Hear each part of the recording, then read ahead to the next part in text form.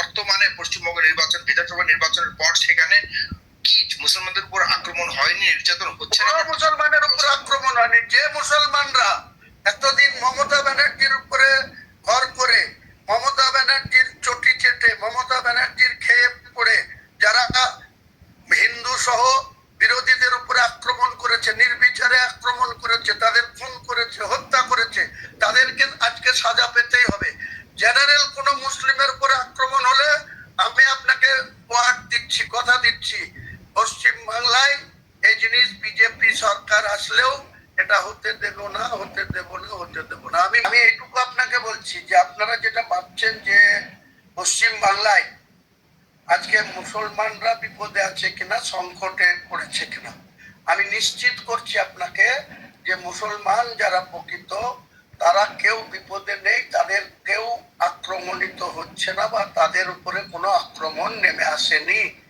কিন্তু যারা মমতা ব্যানার্জির 15 বছরের শাসনকালে, বিশেষ করে 2021 সালের বিধানসভা নির্বাচনে 213টা আসন জয়লাভ করার পর প্রায় 15 দিন ধরে যেভাবে সেখানে কিছু মুসলিমকে মমতা ব্যানার্জির নির্দেশে, প্রচ্ছন্ন মদতে তিনি মুখ্যমন্ত্রী, পুলিশ মন্ত্রী, তার পুলিশের সাহায্য নিয়ে নির্বিচারে যেভাবে বিজেপি যারা করত সেই সব হিন্দুদের উপরে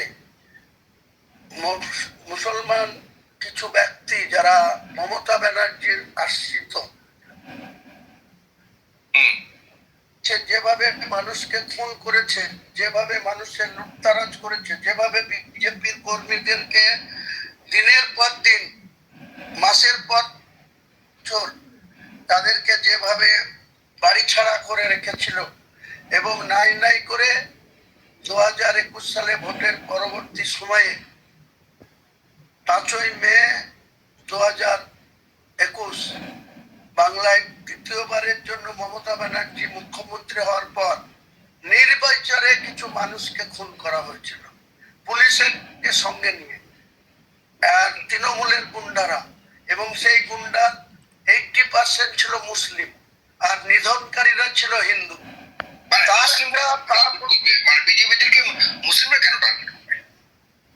মুসলিমদেরকে করানো হয়েছিল। মমতা ব্যানার্জি একজন হিন্দু ব্রাহ্মণ কন্যা, তিনি বাংলার মুখ্যমন্ত্রী, তিনি 6টা দপ্তরের দায়িত্বে ছিলেন, মুখ্যমন্ত্রী ছিলেন, পুলিশ তার হাতে ছিল।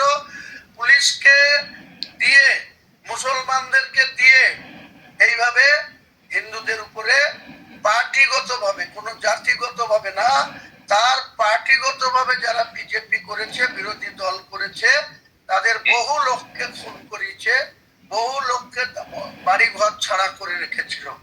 আমরা দেখতে পাচ্ছি যে প্রতিনিয়ত রাস্তাঘাটে মুসলিমদেরকে ধরে ধরে অত্যাচার করা হচ্ছে। আপনারা কোথা থেকে এটাকে, কে আপনাকে ভিডিও করে দেখাচ্ছে?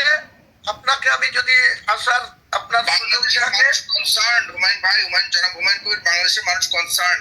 আমরাও তো মুসলিম, আমরা চাই সে। হুমায়ুন ভাই, আমি আপনাকে যদি একটু করি, আপনি বলেছেন যে মুসলমানদেরকে ব্যবহার করে মমতা ব্যানার্জি বিজেপির উপরে হামলা করেছিল, এটি একটি মানে আপনি ভয়ঙ্কর অপরাধ হিসেবে দেখতে পাচ্ছেন, কিন্তু এটি কি মুসলমান সমাজ সেখানে জানতো না?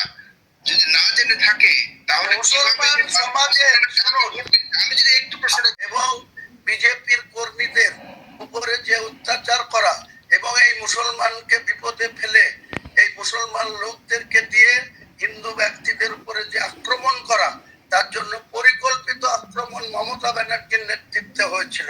হিন্দু অধিকারী স্পষ্টভাবে বলেছে যে মুসলমানদের আমি কোনো ভোট পাইনি, শুধুমাত্র হিন্দুদের ভোটে আমি জয়লাভ করেছি। সেটা 2021-এর জন্য বলেছে। 2021 এবারও বলেছে স্পষ্টভাবে, আমরা ভিডিও দেখেছি। না, ওটা উনি ভবানীপুরের ক্ষেত্রে বলেছেন। ভবানীপুরে 77 নম্বর 78 নম্বর ওয়ার্ড যেখানে মুসলিম অধ্যুষিত, যেখানে ভবানীপুরের নন্দীগ্রাম ছাড়াও মমতা ব্যানার্জির বিরুদ্ধে ভবানীপুরের ক্ষেত্রে শুভেন্দু অধিকারী বলেছে মুসলিম বিদ্বেষী কিনা আপনার মতে? হ্যাঁ, শুভেন্দু অধিকারী কি মুসলিম বিদ্বেষী কিনা?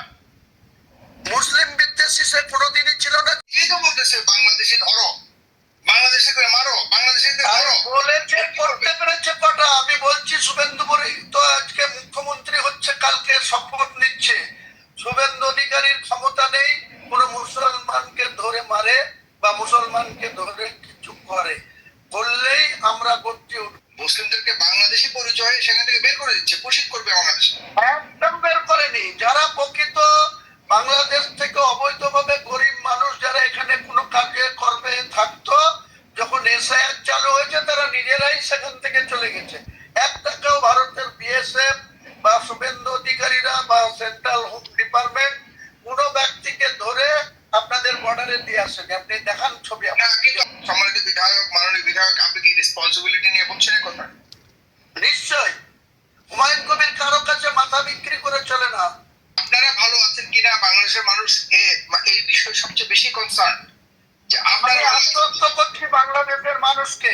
চিন্তা করছি আমাদের পশ্চিমবঙ্গের যারা সংখ্যালঘু মুসলিম ভাইরা আছে, যে পরিবারগুলো রয়েছে, এরা কোথায় যাবে বলুন?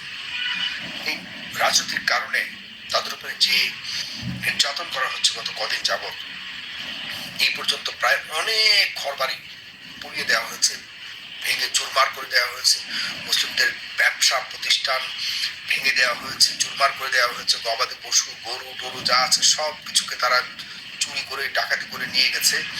এবং সেখানে জয় শ্রীরাম বলে বিভিন্ন মসজিদে ঢুকে ঢুকে মুসল্লিদের উপরে অত্যাচার করা হচ্ছে।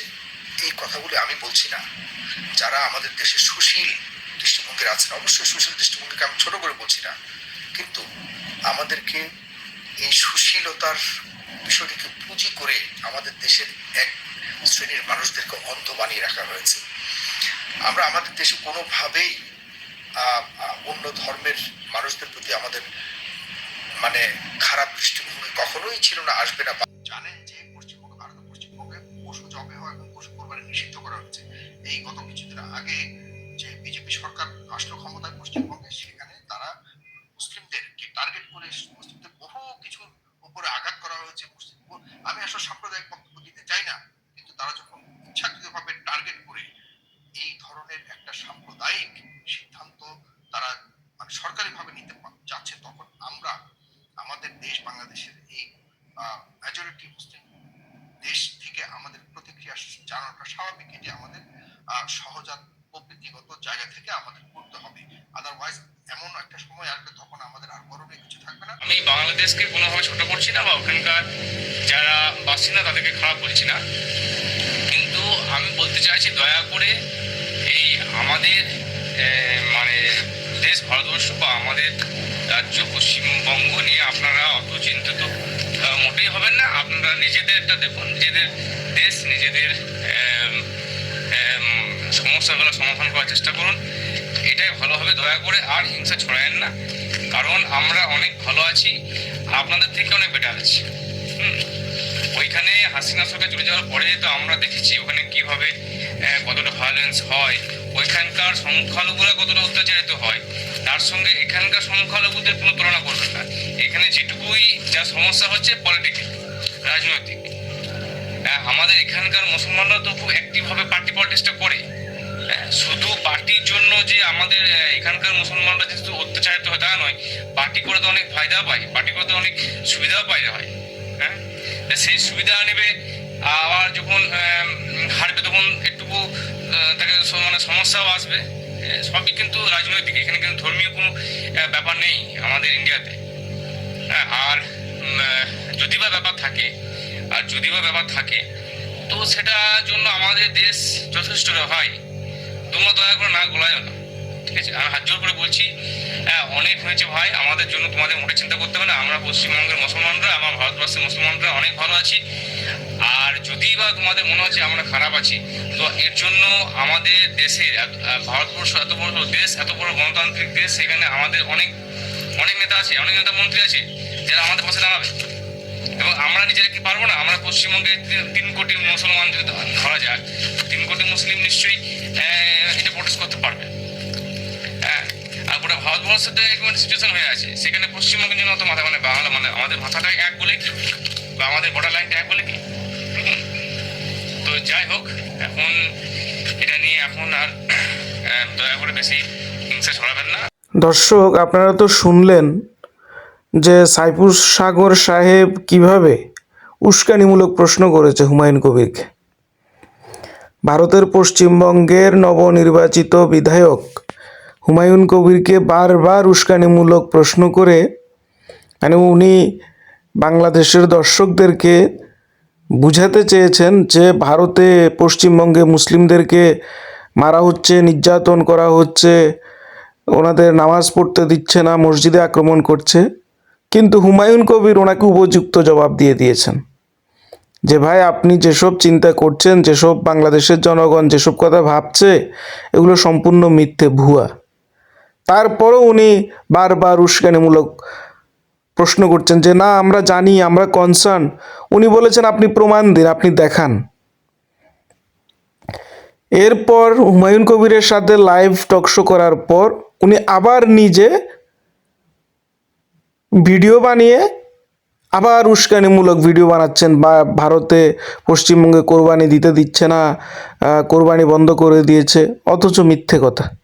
সেখানে কোরবানির কিছু নিয়মকানুন আনা হয়েছে যে প্রকাশ্যে রাস্তাঘাটে বাড়িঘরে যেখানে সেখানে না দিয়ে আপনারা নির্দিষ্ট কসাইখানায় জবাই করুন, নির্দিষ্ট কসাইখানায় কোরবানি দিন। 14 বছরের নিচের পশুকে কোরবানি দিবেন না, 14 বছরের উপরের পশুকে কোরবানি দিন। এ ধরনের কিছু নিয়মকানুন আনা হয়েছে পশ্চিমবঙ্গ সরকারের পক্ষ থেকে। অথচ এই লোক, সে নিজেকে সাংবাদিক দাবি করে। একজন সাংবাদিক কি পক্ষপাত দুষ্ট হতে পারে? ভুয়া মিথ্যা তথ্য দিয়ে জাতিকে বিভ্রান্ত করতে পারে? এ তো মুসলিমদেরকে গোমরাহ করছে, মুসলিমদেরকে ভুয়া তথ্য দিয়ে তাদেরকে বিভ্রান্ত করছে। আরেকজন মুসলিম ভাই পশ্চিমবঙ্গ থেকে উনিও জবাব দিয়ে দিয়েছেন যে ভাই, আপনারা এসব কথা কেন বলছেন? এখানে তো কিছুই হচ্ছে না, যেগুলো হচ্ছে রাজনৈতিক, তৃণমূল আর বিজেপির সমস্যা। তৃণমূলের যারা মুসলিম রয়েছে তারা অতীতে এখানে বিজেপির সাধারণ মানুষের উপর অত্যাচার নির্যাতন করেছে, তাদের উপর তারা হয়তো ক্ষোভ প্রকাশ করছে। কিন্তু এখানে তো হিন্দু মুসলিম কোনো বিষয় না, এখানে তো রাজনৈতিক বিষয়। তৃণমূলের যেসব গুন্ডাবান্ডা মুসলিম ছিল তাদের প্রতি তো সাধারণ জনগণের ক্ষোভ রয়েছে, সেটা হয়তো প্রকাশ করছে নির্বাচনের পর। কিন্তু ওভারঅল মুসলিমদের উপর তো নির্যাতন হচ্ছে না। তো ওই ভদ্রলোক খুব সুন্দর জবাব দিয়েছেন যে ভাই, আমরা এখানে 3 কোটি মুসলিম রয়েছি, আমাদের এখানে রাজনৈতিক নেতারা রয়েছেন, কংগ্রেসের, তৃণমূল কংগ্রেসের, আম আদমি পার্টির, আরও বিভিন্ন পার্টির, বিজেপির বিরুদ্ধে যারা রাজনীতি করে তারা রয়েছে, তারা হিন্দু মুসলিম সবাই আমাদের পাশে রয়েছে। বাংলাদেশের মানুষের, জনগণের আমাদেরকে নিয়ে ভাবতে হবে না। আমরা এখানে 3 কোটি মুসলিম এনাফ আছি আমাদের সমস্যা সমাধানে। তো দর্শক, এ ধরনের সাংবাদিক যারা উস্কানি দেয়, আপনারা এদেরকে বয়কট করবেন, এদেরকে উপযুক্ত জবাব দিবেন। আমাদের যে 2 পশ্চিমবঙ্গের মুসলিম ভাই যেভাবে জবাব দিয়েছেন এইভাবে। ধন্যবাদ সবাইকে। পরবর্তী ভিডিও দেখার আমন্ত্রণ রইল।